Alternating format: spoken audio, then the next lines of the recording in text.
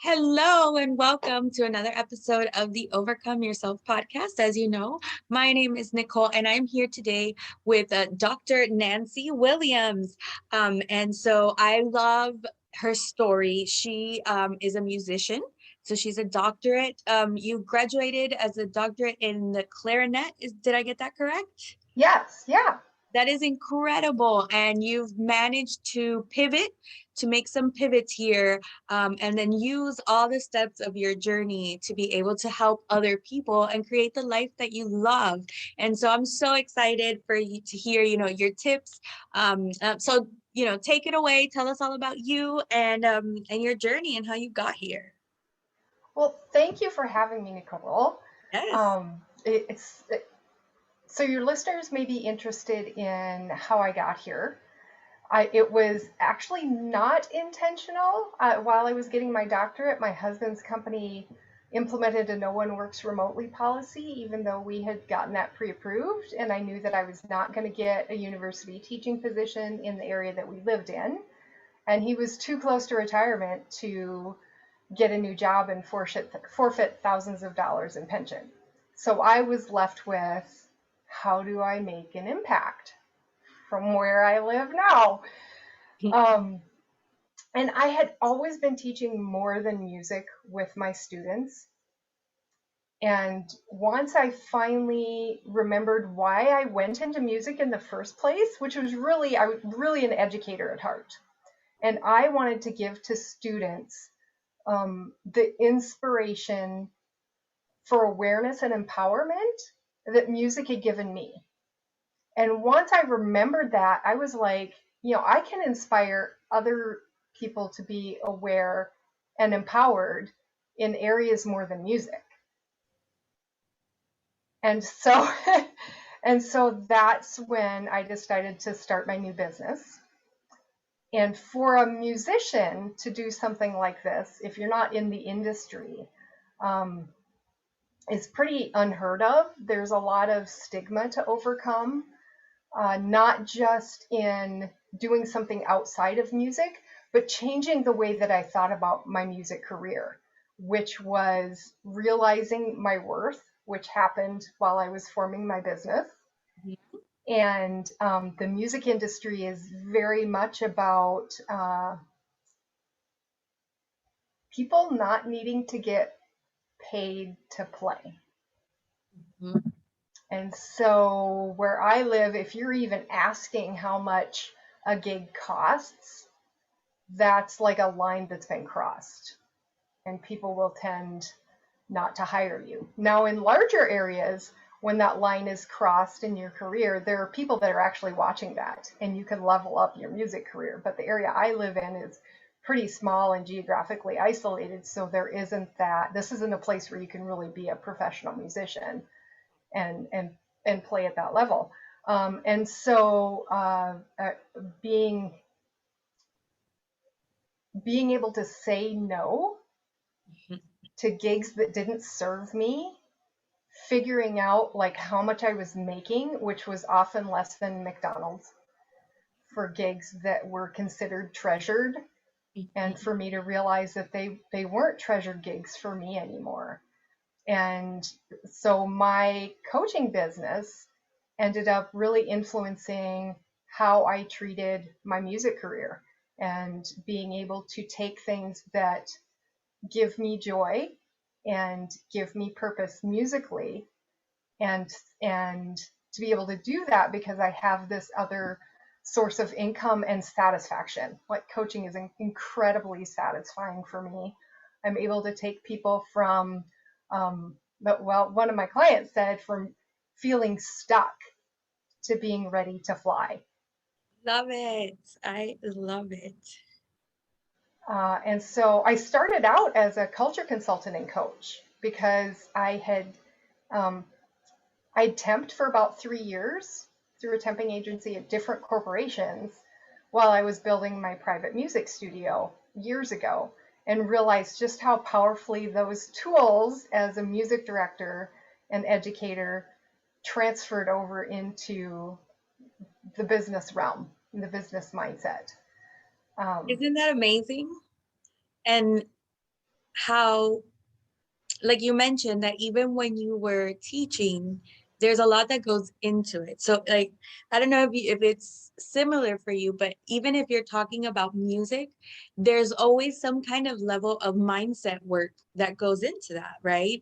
And the belief and the confidence and the habits are all about mindset. And so do you find that that's true, that there's a lot of, like you were mentioning, I guess, that mirrors from the music industry to the coaching industry? And then follow-up question to that is, do you coach musicians exclusively, or do you coach other business owners and you just have the music angle that you can use with Okay. that? I already forgot the first one. So, no, I don't coach musicians exclusively, although I'm seeming to find a niche in the creative industry just because those people tend to trust me more. We kind of have our own language. But I have also taught people in industry or rather coached um, nonprofits particularly. There seems to be a similar mindset with musicians and business owners. So it really does cross over. And someone once asked me if I coach differently from one to the other, and I really don't, because the way I created success and cultures of excellence in my studio and in my internationally recognized community ensemble are the same. They're like the same tools that I use for business leaders. And by the way, I have since changed my title to uh, leadership and life coach because I ended up incorporating so many personal development things that it just kind of naturally flowed out of that. And I started applying the leadership method that I made to my own life when I would find myself like getting in trouble and be like, what do I need here? And I would go through the different steps and kind of coach myself. And I was like, this is really applicable, not just to leadership in business or work or career, but in life. And we tend to be our own first client, don't we? We have a problem that we need to solve, and then we figure out the steps, and then we look back and we're like, oh my God, I solved this problem. And you know what? I bet that there's other people that are having this problem too. Maybe I could help them. Yeah, totally. Because Yeah. I had somehow lost myself along my graduate journey. And so a lot of my clients are in like a similar situation where they had had some type of professional bullying or they were out of the workforce for a certain amount of time and it caused them to lose that confidence or have the imposter syndrome. And I can really relate to that. In addition to my professional journey, I had a lot of health problems and a lot of family loss. And at the time, it was devastating. But like working through that and figuring out how to create the life I love, it has been priceless for my coaching business. Yes. Oh my goodness. Isn't it incredible how like we go through these tough times? Because I know what you mean with I experienced a lot of loss growing up too, and the health issues, like I have like back issues. But isn't it incredible how we lean into those things and something incredible happens, like well, there was like, I feel like there was walls that would come up, and it was like these big, scary, thoughts basically that you just have to, and then I would come up to this wall, and then I'd be like, no, I'm kind of scared. And then, you don't deal with it. And then finally, when you come up to the wall and you just, you break through it, there's so much freedom in that. And you're like, I don't know why I didn't do it sooner, right? Right. Well, it's hard on your own. Yes, it is. It is. It And is. it is. No, I was going to say, and that's why it's so important.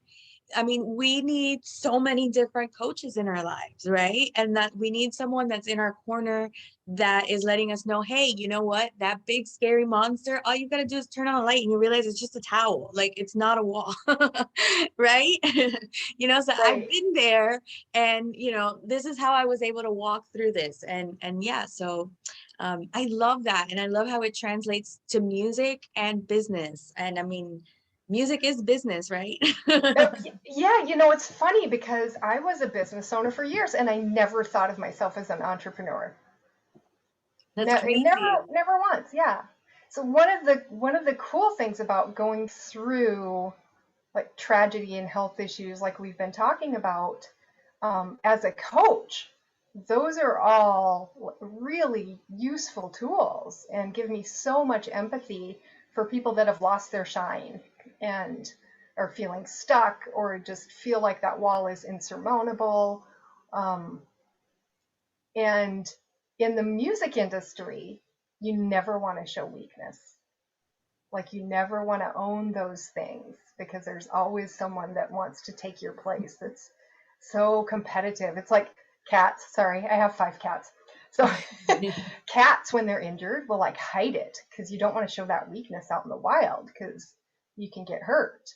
And that's very much the music industry. And so it was like a breath of fresh air to be able to own those things and to use those things and not apologize for them or feel like I had to hide them, and then get that support from the community that you create as a coach too, where people are like, "Oh, that's me. I so needed to hear that."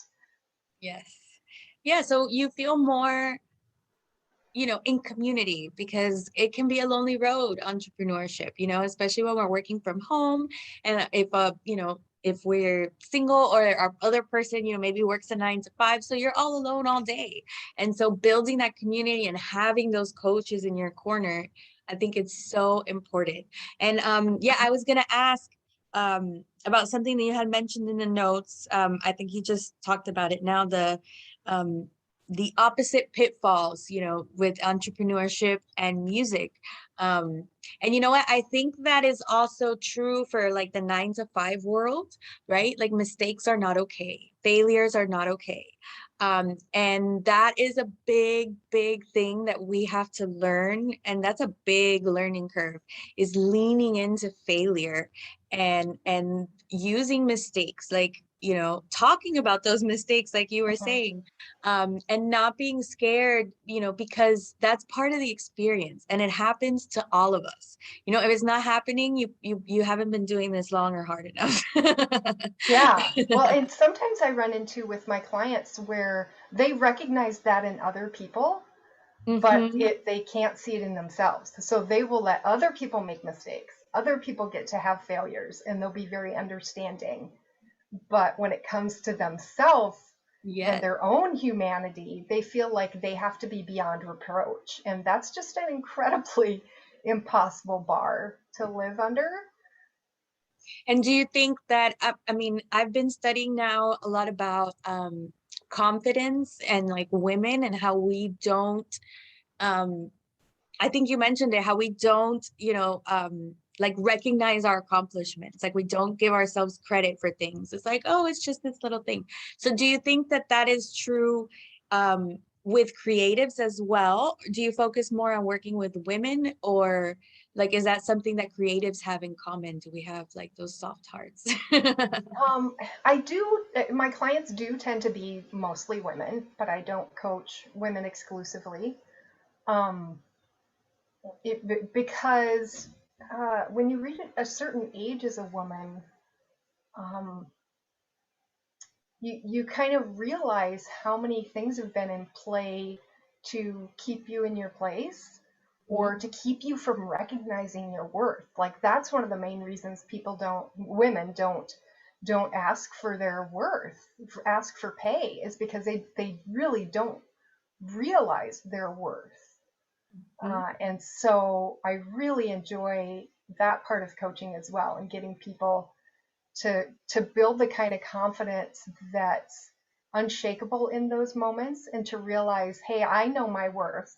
If I don't get it, I'm going to make plans to find some place where I do get that, where other people do see me and do see my value. Absolutely. I'm actually reading this book and you're reminding me a lot of what they talk about. It's versus confidence versus competence. And as women, sometimes we think that we have to strive for competence. And the thing is that we already are. Like, since that's what we've been so focused on, is making sure we do it right. And what we're lacking on is confidence. And that's why sometimes we'll see men and you're like, how did he do that? Like, why, why did they pick him, or why did he get, why did he get that? He doesn't know as much as I do, or she doesn't know as much as I do. They're an Mhm. idiot. Like, what is happening? And then you realize, like the studies show that it's confidence. It's 100% Yeah. confidence. Like, they might not know, but they're like, I'll figure it out. There Right. was an article I read that said that men, if they're looking like at a job posting and they see about 60% of the things and they're like, I know I can do this, and there's 40% that they have no idea, they're like, I'll figure it out. And women will look at that same job listing and we'll know 90% of that stuff, and 10% we don't know. We're like, oh, I'm not qualified for this. Mm-hmm. And that's where that Yes. little confidence is understanding that you can, like, you're gonna learn it, like you can learn it, like, 90% of this, you can figure out 10. And we don't even give ourselves credit. We focus on the instead of the 90% we do Mm-hmm. know, we're Mm-hmm. focusing on the 10% we don't know, and we miss out on so many opportunities We just do. because we don't see it. Yeah, and that I think I read that study too, and it was either in that same one or an additional one that said that in the interview, men will get the job 80% more of the time, even though they're less qualified, because they've convinced the committee that they can handle whatever comes their way. They can learn the things they don't know. Exactly. And the funny thing is that women, we do that. We Yeah, we figure do. things out. Like, we make things happen, like in the house, something breaks. Okay, let me figure it out and then fix it. You get home and you're like, oh my God, I didn't, I fixed the oven. I didn't even know I could do that. And then we get to a job, we're like, oh, I don't know how to do that. Right? But you Yeah. figure out everything else. How could you, like, disqualify yourself? Oh my God. Yeah. That And is it's a so process. true. So I like working with my clients long term because this doesn't happen overnight. So important. So important. Yeah, one of the things that I've learned is, with the process is, when you're beginning, when you start this, like, this journey, um, you don't even know what questions to ask yet. And so you've got to go through the process, and you've got to go through these things, and the time that it takes, because you're gonna, reach a point, and then you're gonna be like, oh, well, what about now? Like, what about this next level? I have a new set of questions. And that's why having a coach, like a long-term coach, is super important, because, the questions that I have today about my business, about my finances, about my health, about my workouts, they're totally different than the questions I had a year ago, and 5 years ago. And so, yeah, I think it's so important to have someone that's in your corner, that gets to know you, that sees the process. And then when that can talk back to you when you post something, you're like, oh, I'm so unhappy today. And then they could be like, you accomplished 47 other things and you've posted about this one thing that's going wrong. What the heck Yeah. is going on here? Yeah. So that's so important. I love that. And so, Particularly, go ahead. well, because women tend to get isolated over time. As men, as we get married, often in cultures it's not appropriate then for women to hang out with their married male friends, whether or not you're married yourself. That's like a faux pas in a lot of cultures. And so you lose those connections. And if you don't have children, you don't gain those connections with the other parents around you. And so a lot of times women can find themselves without as big a support system as they had at various other points in their lives. You know what? Another study, you're bringing up so many great points. I don't know where I read it, but it was something about these women that they used to wash the laundry. Like, they all used to come together, go to the river and wash the laundry. And then they invented, like the pipes. And so everybody was able to wash their clothes at home, and all of a sudden depression rose Yeah. because there was no more community, so they weren't getting Yeah. together, they weren't chit-chatting. So yeah, it's so important. And what's really cool is that we can do that now on Facebook or on Instagram, or we can do it, we can even do it on Zoom, and our coaches are such a great resource, when they have group meetings or one-on-one meetings, like plugging into those, even if you don't talk in the beginning, getting into the habit of showing up and listening. I think that's so, so important. That's awesome that you offer that for your audience and for your clients. So we're reaching up the 30 minutes here. Are there any last minute pointers that you want to, any tips or something that you want to share with the audience, and let us know how we can get in touch with you? Oh, well, my website is drnancywilliams.com, and that's Dr. Nancy Williams. I'm on social media as dr.nancywilliams, and I just started a Facebook group, Lead with Joy, which is a Yay! community to inspire and support, because that's what I was hearing that we needed. And honestly, that's what I needed too. So many of these groups are not that. We're falling short for me. And so I was like, I'm just going to create my own. So Love that's it. really new. That just happened this last week. And if I have any advice at this point would be, if you're feeling stuck or struggling right now because of all the stressors that are like, this is such a stressful time, um, that the cure for that can very much be kindness to others. So looking for ways to help others and kindness for yourself. Yes. Showing yourself grace. Yes. Yeah. And So paying big that for forward. me. Yes. Getting kind of out of your own space and and and helping others can really help change our own perspective. Absolutely. I love it. Thank you so much, Nancy, or Dr. Nancy. I will be including all of your links in the show notes, so people can get in touch with you and join your group. I love, love, love. That's such a great name. Um, lead. Tell me again. I know, lead with joy. Lead from joy. Lead with Joy, Lead with joy. I love it. a community of inspiration and support. I love it. That's one of my goals in life is, I want to have fun and I want to live with joy, right? And so that's such a beautiful thing, because there's such a big difference between being a manager and being a leader, and as entrepreneurs, management is well, and anything, management only gets you so far, and then we have to evolve and become leaders, especially as our businesses are growing and we're hiring people, and we're dealing with bigger and bigger clients, and we're helping people, like we're changing lives here, man. I love it. So thank you so much for joining us, Nancy. This has been absolutely wonderful, and I will definitely be seeing you on Facebook. Okay. Okay, thank you so much for having me, Nicole. You've been incredibly gracious and lovely to talk to. Thanks, you too. You have a great rest of the day. You too.